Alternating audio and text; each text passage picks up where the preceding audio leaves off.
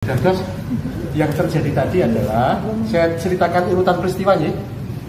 Pertama, undangannya adalah undangan rembuk keluarga, mengumpulkan putra-putri dalam Sawarga Pakubuwono 12 dan 13. Pada kenyataannya yang rawuh dari putra-putri dalam 12 itu Gusti Tejo Wulan, Gusti Wandansari, Gusti Puger, Gusti Surya Wicaksono, Gusti Ninok, Gusti Menul, ada 5 orang kurang lebih. Sedangkan yang banyak itu Sentono Dalem dan para abdi dalam dari Pakoso, mungkin sekitar 200 orang. Sambutan pertama dari Gusti Mung, beliau menceritakan riwayat surat Menteri Kebudayaan yang merupakan jawaban dari surat LDA. Di dalam surat itu dinyatakan bahwa SK Mendagri bisa dipakai acuan. Memang benar bahwa Panembahan Agung Tejo Wulan itu berwenang untuk menjadi ad interim wajah sampai terjadinya penobatan. Ya. Terus yang kedua, bahwa seluruh pihak diminta untuk menahan diri. Maknanya menahan diri itu adalah jangan saling berebut kekuasaan. Dan ini tadi di pertemuan di Hondrowino ketika memberikan sambutan, Panembahan Agung Tejo Wulan menyatakan bahwa beliau tidak dalam rangka ikut rebutan kekuasaan. Beliau hanya sebagai interim dan sebagai penengah untuk menjaga kerukunan satu sama lain dan lebih mengedepankan masa depan keraton. Yang ketiga tadi ada sambutan dari Kanjeng Gusti Pangeran Haryo Hangabei, atau barangkali kita lebih kenal Gusti Mangkubumi. Beliau menyatakan 3 hal. Pertama, beliau juga merasa asing dengan istilah keluarga inti, karena sebelumnya istilah keluarga inti itu tidak ada. Yang ada keluarga dalam atau keluarga Sentono Dalem atau keluarga darah dalem. Jadi keluarga inti itu tidak ada. Kalaupun ada, nomenklatur yang baru barangkali adalah yang lebih tepat keluarga besar. Keluarga besar Keraton Surakarta Diningrat. Yang kedua, beliau menyatakan bahwa sampai saat ini beliau belum melihat langsung adanya surat wasiat dari Sawarga Sandap Sampeyan Dalem ingkang sinuwun Pakubuwono 13. Dan beliau juga belum diajak ngobrol oleh keluarga inti. Yang ketiga, beliau juga mengaku terkejut pada waktu prosesi pemakaman Rai Dalem Gusti Purboyo mendeklarasikan diri sebagai Pakubuwono 14. Nah, setelah itu beliau jengkar melebet ke kidul, ke selatan, dan keluar lagi sudah pakai si kepanageng. Ya, sudah pakai baju kebesaran dengan mahkotanya ketika Gusti Puger sedang memberikan sambutan. Sambutan Gusti Puger kurang lebih mengenai adanya hukum adat, hukum agama, dan hukum positif yang ketiganya harus sinkron. Karena sedang pidato kemudian diselani ada tadi kerawanipun pun Gusti Hangabei, Gusti Puger kemudian jengkar, tidak ikut prosesi berikutnya. Nah, pada saat itulah kemudian asal dalam Panembahan Agung ditarik oleh Gusti Mung untuk disuwun nyekseni. Ya, ternyata nyekseni pengukuhan Gusti Hangabei sebagai Kanjeng Gusti Pangeran Adipati Anom Narendra kaping 7. Panembahan Agung terkejut karena memang tidak ada dalam agenda pertemuan. Agenda pertemuannya adalah rembuk keluarga. Kami pikir hanya sampai pada pengukuhan Adipati Anom gitu. Tapi ternyata kemudian dilanjutkan oleh Gusti Hangabei dengan pengukuhan dirinya sendiri sebagai Pakubuwono 14. Namun yang perlu kami tegaskan bahwa sampai pada saat ini belum ada dari pihak manapun yang sah sebagai Pakubuwono 14 karena belum ada penobatan. Masing-masing masih merupakan self-declare atau deklarasi sepihak yang nantinya perlu diproses. Maksud Panembahan Agung Tejo Wulan itu prosesnya panjang adalah karena beliau matur tidak ada ceritanya jadi raja dulu baru belajar. Yang ada belajar dulu baru jadi raja. Artinya masa 40 hari bahkan mungkin sampai 100 hari itu Panembahan Agung pengennya kedua beliau itu belajar dulu karena ada sejumlah tahapan yang perlu dilewati.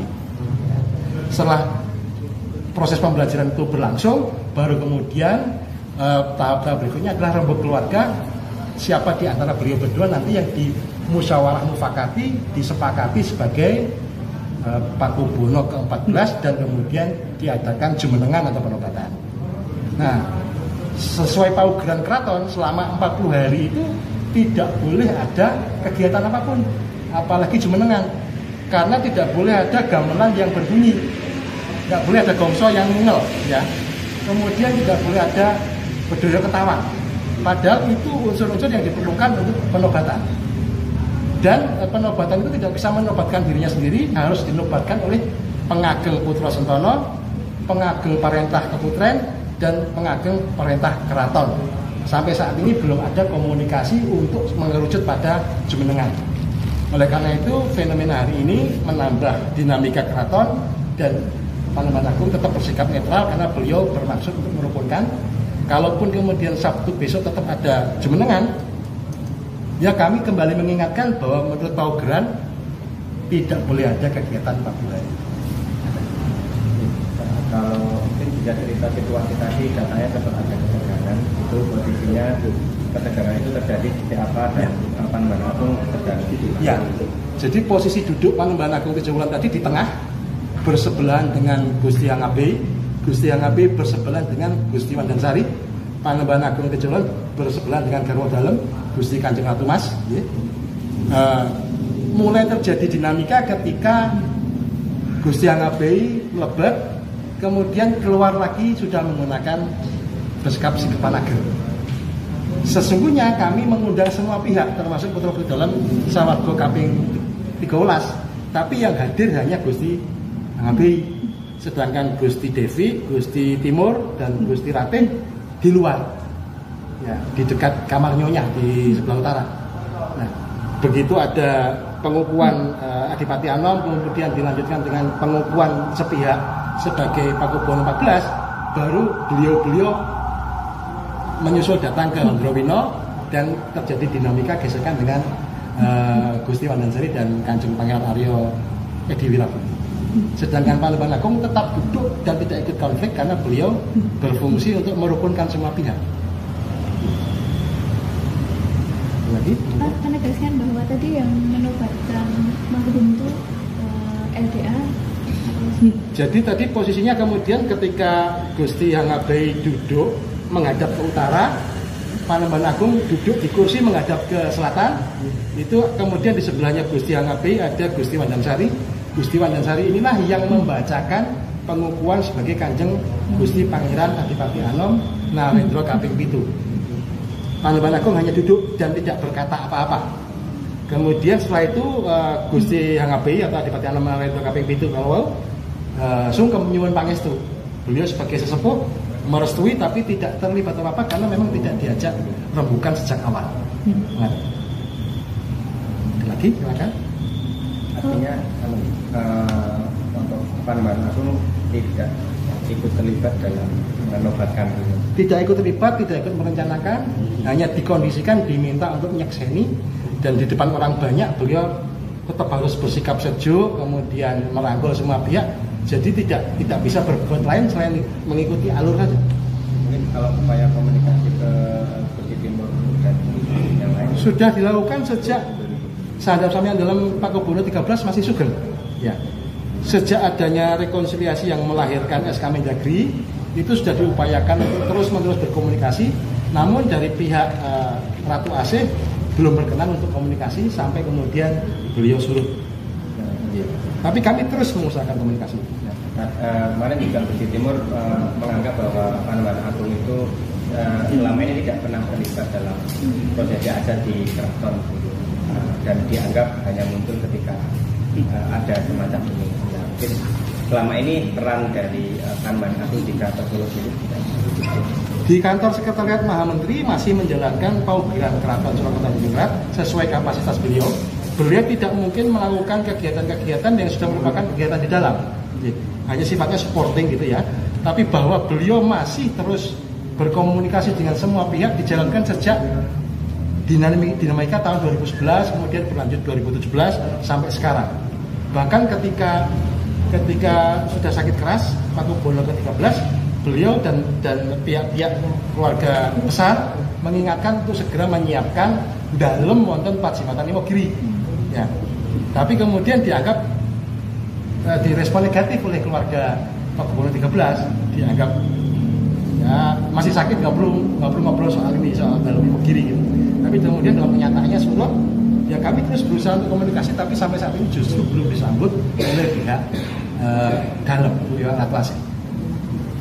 Tapi kalau pertemuan hari ini memang yang mengundang mana-mana? Seperti diketahui publik bahwa dari pihak LDA Gusti Wandansari juga mengeluarkan undangan, dari pihak Menteri juga mengeluarkan undangan, tapi lebih tepatnya sesungguhnya kapasitas beliau sebagai penengah, pengundangannya adalah Panembahan Agung, Kejauhan, yang menengahi menjembatani antara pihak Gusti Purboyo maupun Gusti Mangkubumi dan pihak pemerintah. Oke, memang sejak awal mengundang untuk mempertemukan, tapi ternyata di tengah jalan ada tambahan tadi. Jadi undangan pertemuan bukan sekali ini saja, beberapa kali sudah mengeluarkan undangan yang sifatnya lebih tertutup, karena ini kan rapat keluarga ya Mas. Di beberapa kesempatan diundang yang rawuh cuma 1, 2 tidak bisa mewakili. Pada akhirnya setelah keluarnya surat Mendagri tadi, surat Menteri Kebudayaan, diputuskan pertemuannya di Androwino. Harapannya supaya lebih formal. Tapi ternyata juga tidak semua rawuh.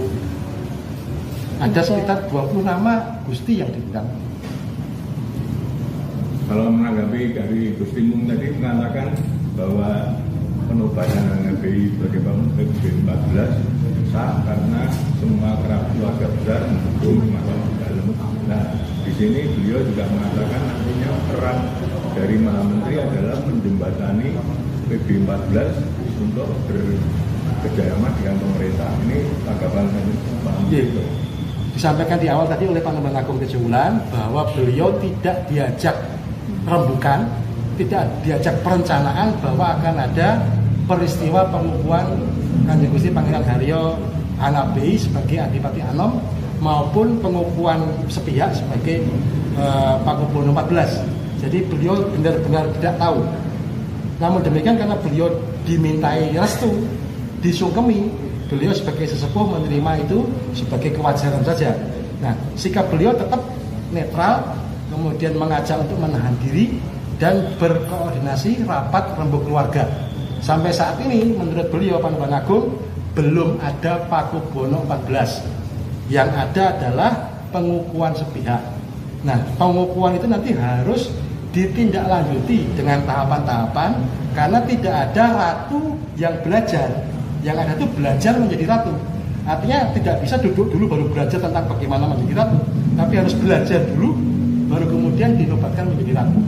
Nah, masa berkabung 40 hari ini atau lebih panjang nanti 100 hari diharapkan bisa menjadi proses pembelajaran.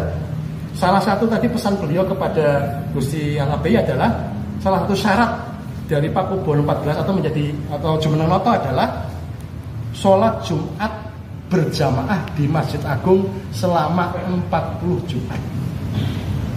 Jadi barangkali berkenan nanti Gusti HBI untuk besok itu mulai Jumatan di kamar PB 10 yang di Masjid Agung. Jadi tahapannya panjang.